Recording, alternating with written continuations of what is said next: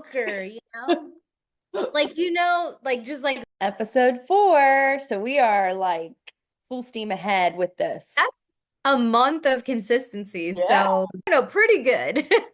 Really good for us. Really good for us. Pretty good. Although normally we do these chats in the afternoon and we are bright and early in the morning. So That's my fault. The only time I could work it into the schedule and not like have some weird something going on in my blurred background. yeah. So normally Gloria is napping during our other chats when they're in the afternoon. She is not napping. So we shall see how this goes. Well, she might end up being the star of the show. Maybe she has some ideas for what to talk about. Yeah. Lucia, what should we talk about today? Say bye bye now. Oh, It waves and says bye. that's so sweet. I know. That's a That big is deal for her. That's a big deal. Kids are the cutest. They really are. And like especially like when you're in that phase of like, are they hitting their milestones? Are we getting where we need to get? All you can think about is like, let's get them talking, let's get them. Mhm. And then Well, one and day I they haven't don't shared. stop. Yeah, I haven't shared that when Gloria was around 12 months, we had no words and she wasn't really making eye contact like you would think. It's not like she wouldn't make any eye contact, but not like you would think. And if you'd like say Gloria, or we call her Glow, come here, she wouldn't really respond to her name. So the pediatrician recommended she get evaluated because they expect them to at least have like one word by 12 months, up Mhm. to 5 words. And then we got her evaluated and then they recommended early intervention. So we have a therapist come once a week to work with her. And it's a great program. I don't know, it's state by state, right? So Ohio has a really great program called Help Me Grow. Mhm. And the therapist comes to your home, which I think is a better environment for a little child too. You're going to get more out of the sessions. For sure, because if you, especially for a child that may or may not be, neurodivergent, Hmm. as I don't know how many people watching us have been following us for a long time, but I also have a neurodivergent son. My oldest son is neurodivergent, and taking them out of their comfortable environment is not usually conducive to the best progress. Not saying it's a blanket, it's not. None of this is a blanket. It doesn't, what fits for one child is not going to fit for any other child. That's why it's a spectrum and why, it's so widely differs. But that said, generally speaking, change from their comfortable environment is Mhm. not helping the situation. So, No. So I was really because I could have went with like the hospital. We have a children's hospital here that does have a great speech therapy program, which is what they would have put her in because mhm, she's still too young to if they would evaluate her to be on mhm, the spectrum, she most likely would be on the spectrum, but they feel like around 2 is when they start to feel comfortable making that an official diagnosis. right. So, but they highly recommend early intervention now, which was not a thing when I had my son. They also start looking for milestones sooner than Mm, they did when my son was a baby, mhm, which at first that gives you anxiety as a parent because you're like, we're not meeting these milestones. With her, it's always been social communication milestones. mhm. Physical milestones we're doing everything is social communication. So, which is common with kids on the spectrum. So I remember, that was like it's a lot, it gives you a lot of anxiety. There's a lot of fear involved when you're a parent and you're like, my child could be neurodivergent. And, luckily with you, you definitely have been through all of this. So, it was always great. We always have conversations about it.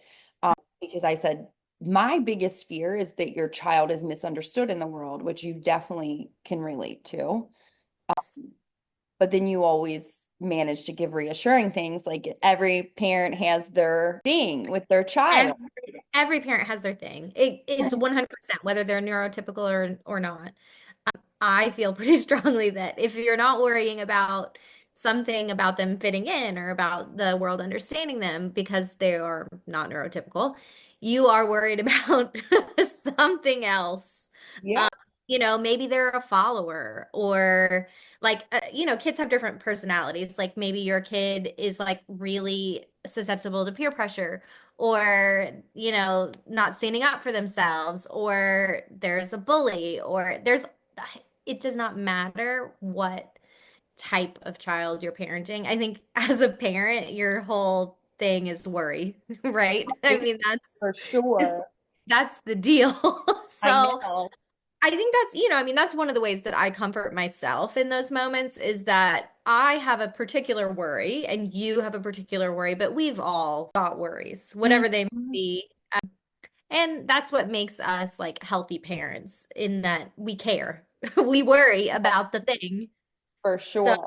and you do your best for them. The ironic part here at this point in our career is that when we were getting together, this is what I was going through. I was in this phase of, Yes.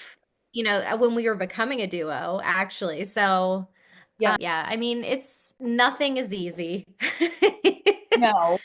I was even skeptical about the early intervention because you have older generations that are telling you, it's a bell curve with a child. You need to they develop on their own. And then you have younger generations, newer pediatricians that are like early intervention. You should, as soon as you can, get your child an early intervention. I think if there's any moms, dads out there that are feeling in the same situation that I was in, where they've got like a 12-month to 15-month-old that is not meeting milestones, especially like social communication, and you got fears that maybe your child is neurodivergent, I really do recommend early intervention. I think what it does is you have like the therapist that works with Gloria is wonderful, highly knowledgeable, and she is watching us interact with Gloria and giving tips along the way that it's not like she's judging us. She's very reassuring in everything, but gives us tips like maybe try this. And a lot of it for Gloria, and I'm sure every child is different, was just really simplifying what we were trying to achieve with her. So instead of inundating her with like, we're wanting her to say words. So your instinct is to show her words for everything you can imagine. And for a child, whether they're neurotypical or neurodivergent, can be very overwhelming. And a lot of times they can just shut down. So you simplify, you set goals. For Gloria, the first goals we set were like hi and bye, and then uh-oh. Uh-huh. And then signing more when she wanted to do something again or wanted more food. And just you're still conversing with your child throughout the day, but when you're like real focused play, that's what you are focused on. And I think that has made a huge difference because now I'm noticing, she picks up a little duck figure and she's trying to say duck, or she picks up a ball and she's trying to say ball. So it's Mhm. kind of expanding into more things. But yeah, I mean, I won't deny that it gives me anxiety every week to have a therapist come into your home, whether they are the most wonderful person or not. Maybe that's like my social anxiety, but I feel the Of course. anxiety. Of course. I think that's normal. I mean, obviously, we all handle things differently. I think both camps of people who say, early intervention, and the people who say kids move at their own pace, both are right. They're both right, is the thing, is like everybody, they do move at their own pace.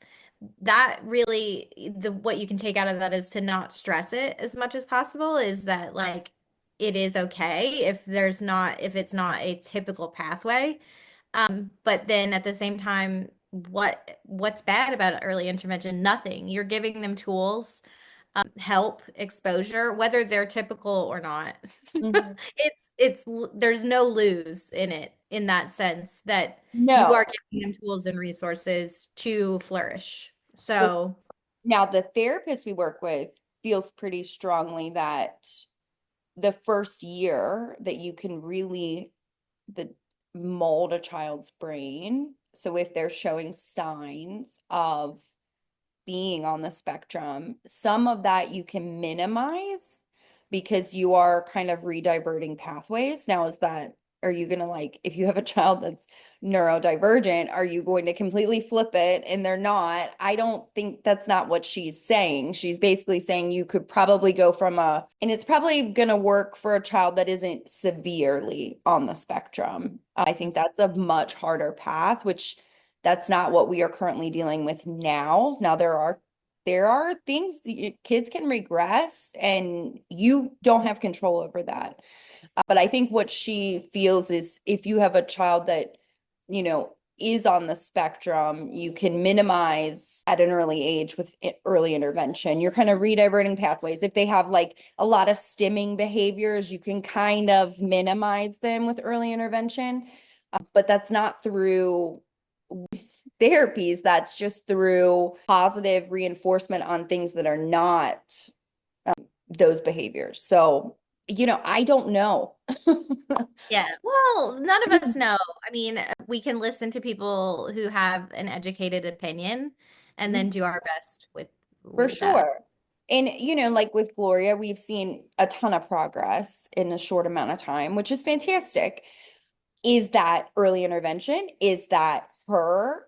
Is it a combination? It's probably a combo, would be my guess, because the therapist has kind of given us tools that have simplified things and we're kind of modeling our behavior towards Gloria's needs rather than just like, here's the milestones she's supposed to meet. We're going to work on these milestones. We're taking it a step further and like, yeah, we're working on them, but we're going to work on them in a way for her, Mhm. you know, what Yeah. she appears to be interested in, what she kind of already has a knack for, and then kind of integrating them in. So, Right. there's been a lot of stress with that. I think any parent, when you feel like your child might be on the spectrum, might be neurodivergent, that can be a hard thing to face. But at the same time, she's a special little person. So there's things that are, it's just, we love her no matter what. Like Yeah.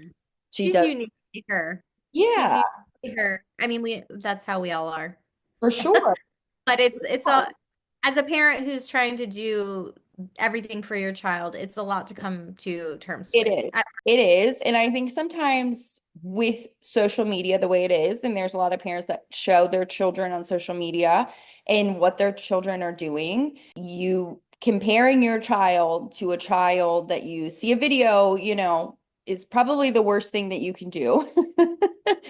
Because children that young are also different. And yeah, I definitely recommend don't doing that. Oh yeah, don't do that. I mean, but that's literally even regardless of spectrum or not spectrum or or neurotypical or not. That's I mean, people like I have two kids that are completely different. Now, Mhm. it just so happens that one is neurotypical and one is not neurotypical, but trust me, that ain't the biz. They are just two different people Yes. entirely.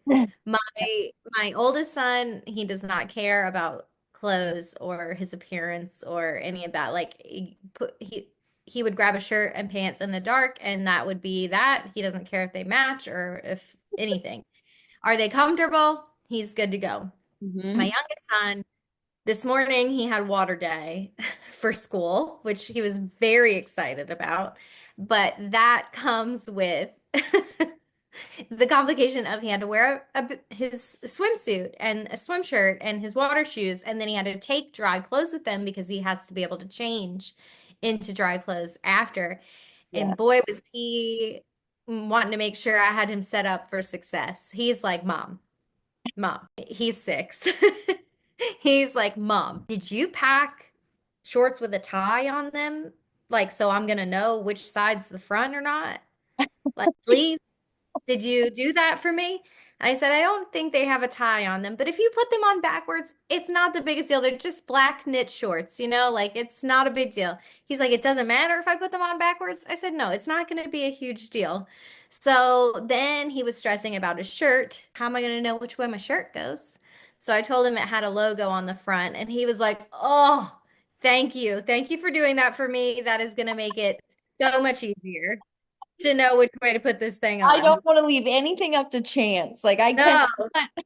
He's like, thank you. That is going to help out. I appreciate it so much. Way to set me up. But he was worried about everything. We were worried about he had to have a towel, but he gave me the towel when we got in the car and said, you hand this out to the window to me when we get to school so that I don't forget to get the towel. Because normally I have a lunchbox, but today I have a sack lunch. So I'm gonna need you to hand the towel to me so I don't forget the towel. And then we were halfway to school and he goes, you still remember you got to give me the towel, right? I said, I remember. I got you, bud. And he said, oh, that's good. I forgot for a minute. So it's okay if you forgot for a minute. the rolling inside his mind over water day. Like Yeah. he was, oh man, how would you even describe his personality? Oh, he's just he is kind of a mayor type in that Oh, he knows everybody, he talks to everybody. Hey, how you doing? He also, but he's like shy, just right at the beginning. He gets anxiety. We have to talk all the time because I say, I think you have anxiety. And he's like, why do I have anxiety? Because every time he gets in the car, his stomach hurts. And I think he's just nervous about like going to do things. yeah. Yeah. So, because it's not like the moving, like motion sickness, which he does get, but this is like as soon as he gets in the car, he's like, oh, my stomach. Like, I think you have anxiety. Yeah. So, it's Was he okay. like that today? So no, well, yes, he was just anxious about all the details. I'm Okay, well, sure. the water slide. So is the water slide, does it have the water that goes down the slide, or is it just water at the bottom of the slide? I said, I'll be honest, I don't know, bud. Like, I know you're going down a water slide, but I've not. He's like, but you've seen water slides before. How could you not know? And I said, I've seen water slides, but not this water slide. Yeah, I don't So know then what he's like, you guys up with. oh, okay. Well, there are both kinds. So I guess we'll see when I get there. I'm like, yeah, I guess you will. He likes to know, he wants the itinerary. Like He wants the information. Yeah, yeah, he wants the information, but he will have a good time. yeah, He once pays he's in it. so the differences in my children. My youngest son, we could be just driving down the road and there's a deer in a field. He will see the deer. He'll say, "Oh, a deer," Yeah, because he's that attuned with like what's going on. My yeah. older son, when he was younger, when he was probably my younger son's age, we ran over a deer. A deer ran out in front of us and we ran over it. And he said, why are we stopping? No, he's in his own world. We Why are we stopping? You're like, who just hit a deer? hit a deer. He had no idea. No clue. Man. Oh, very different. Your youngest son would have seen that coming from a mile away. Oh, 100%. He's very in tune with what's going on around him. So we were talking about the fog this morning and what fog is, and He's got to know everything. we have to know everything for sure. That's cute though. But he's funny because he comes out with words sometimes. We're like, where do you get this? Because you're six. I don't know. I don't know how you got this, but 6 is a fun age. it's a fun age because it's like you just get surprised. Like he doesn't know, he'll ask you, what's that mean about something that you maybe expect that he does know. Mhm. But then he'll be like, oh, that's a prototype. And I'm like, I don't know about prototypes. YouTube or No. something. Yeah, YouTube or something. I don't know, but That's funny. yeah. So when I should have stayed, there's people that have arcs of the book. Yes. That's a little. I know. Our publisher did a 24-hour only on NetGalley. So NetGalley users could literally just get it. They didn't have Mhm. to request, they could just get it. And there were a lot of people that got it. And there's still some people that missed out, but There's a link in our bio on our social media for people that missed out that still want an arc, so they should fill that out. But yeah, we're starting to see early reviews. I know. Nerve-wracking. Only because we love this book so much. I mean, I think it's not, you always care, even though we're more than 50 books in, but we have a certain confidence in what we've done. We love this book. Mhm. The problem is, then you're like, we love this book so much. And So now other people get to decide whether they love it or not. yeah, a lot of people are picking up that it's emotional. Hmm.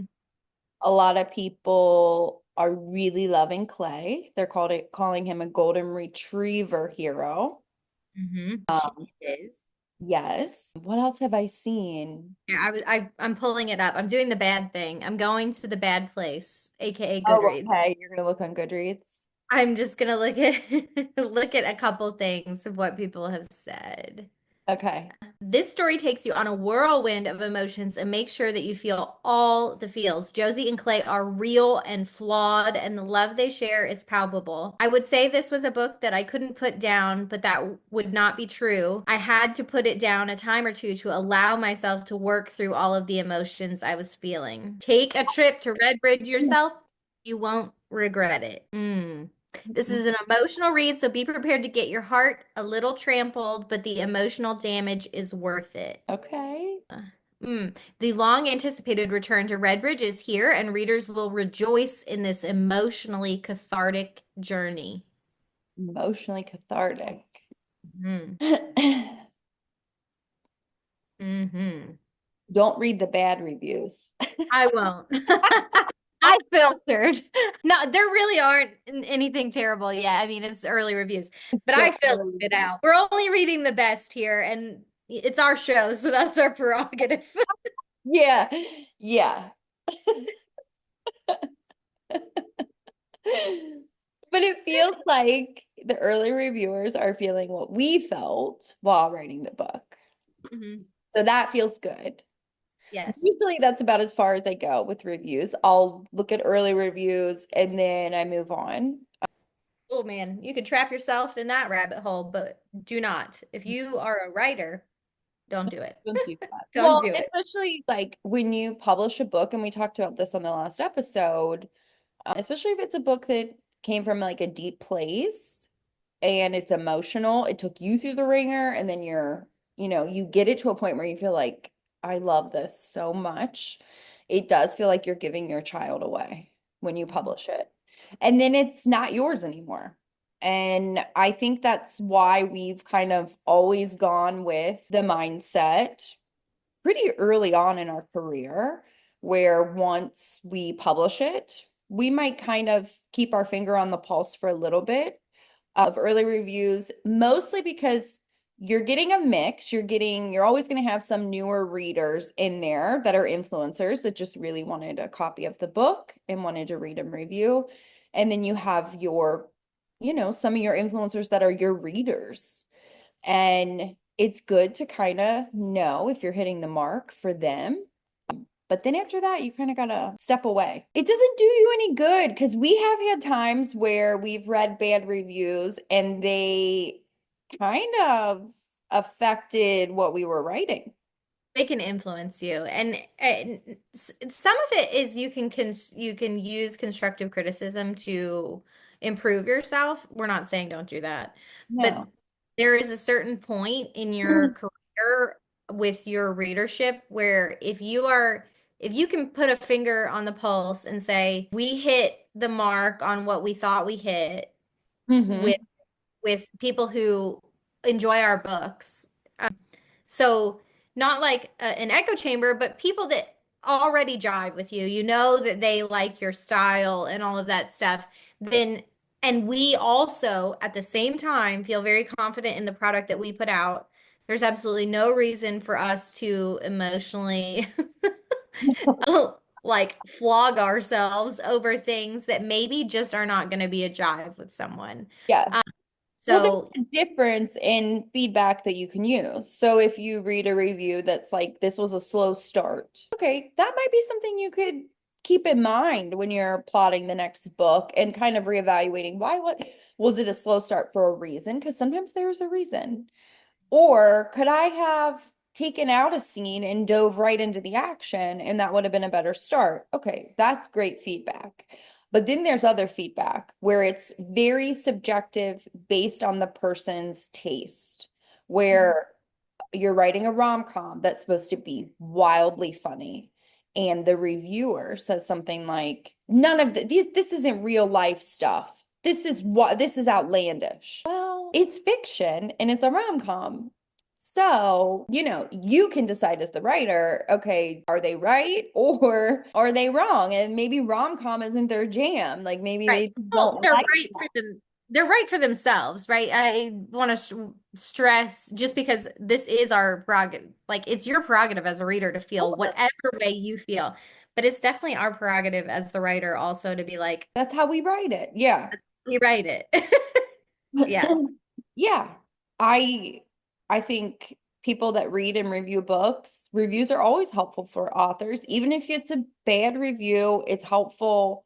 We don't get into getting upset over a bad review. Well, I don't even think that's really our right, unless the review is talking about our personal lives or I was something. gonna say it's only if it's just mean. Like that's the only thing that'll drive you. Like if it's just like, wait a minute, yeah, if it's like a personal attack, then it's like, what are you doing? Even then, we still would be like, I don't know. I Yeah. I don't feel know. that's me. Like I don't know. I Maybe don't I know. Yeah, like in another lifetime I did something to them. I don't know. I know.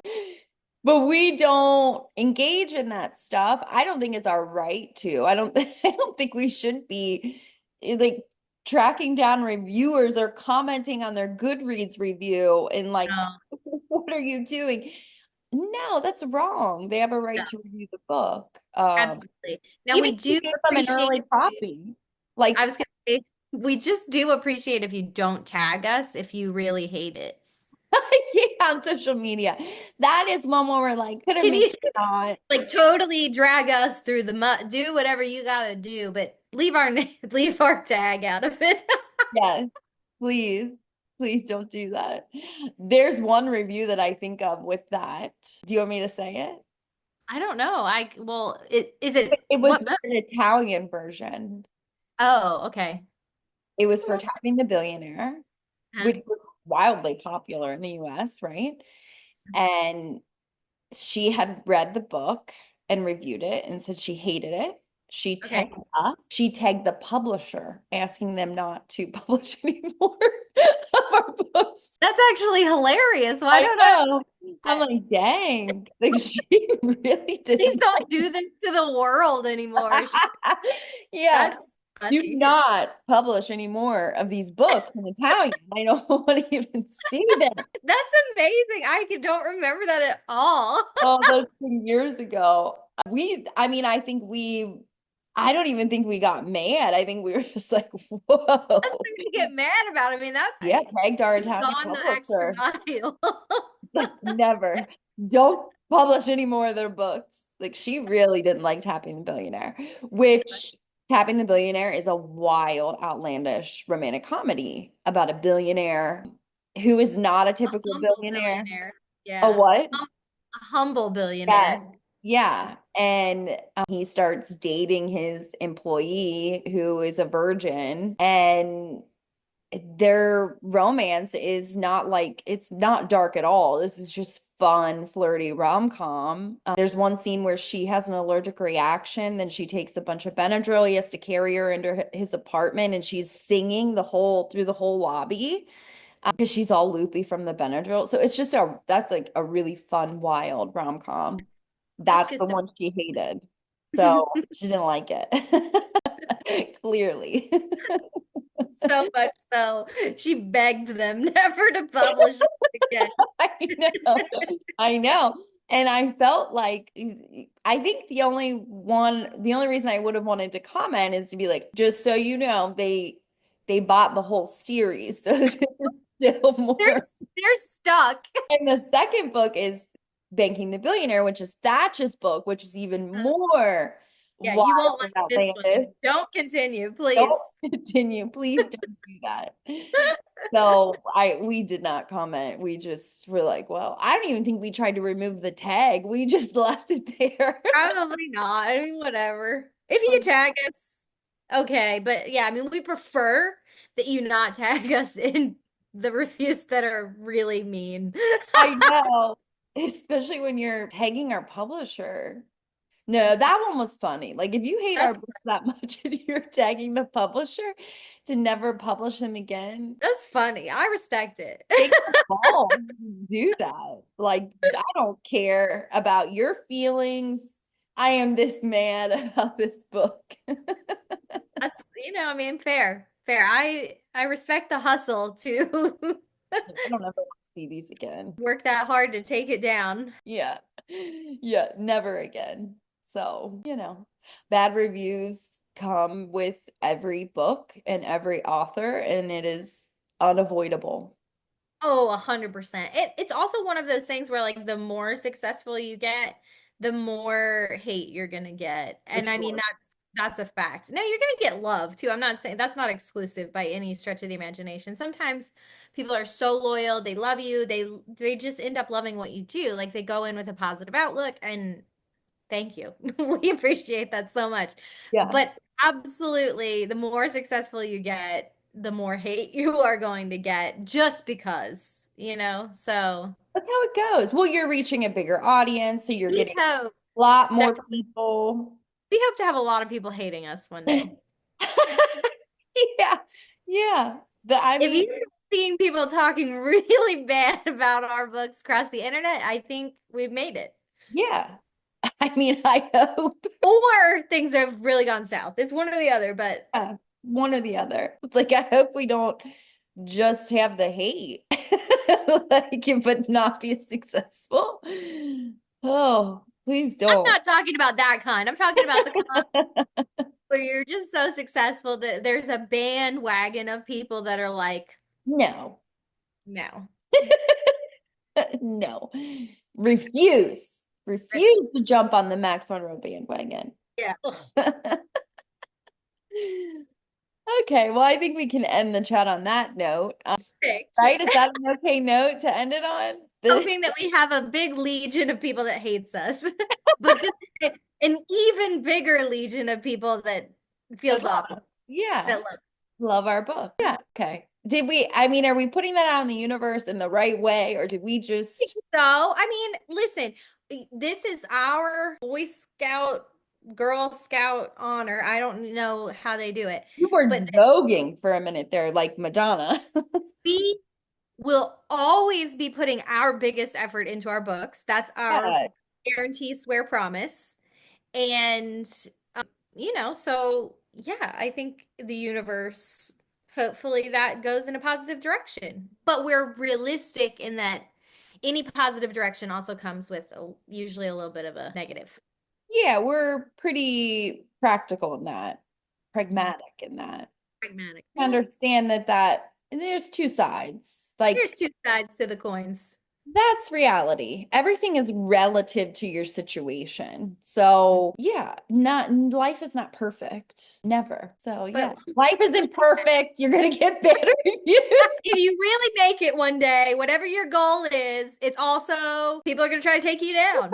That's what you're So, and now we will end this week's episode of Mediocre. mediocre. Um, no, but we really are ending it. So, bye. Mediocre, you know? Like, like just like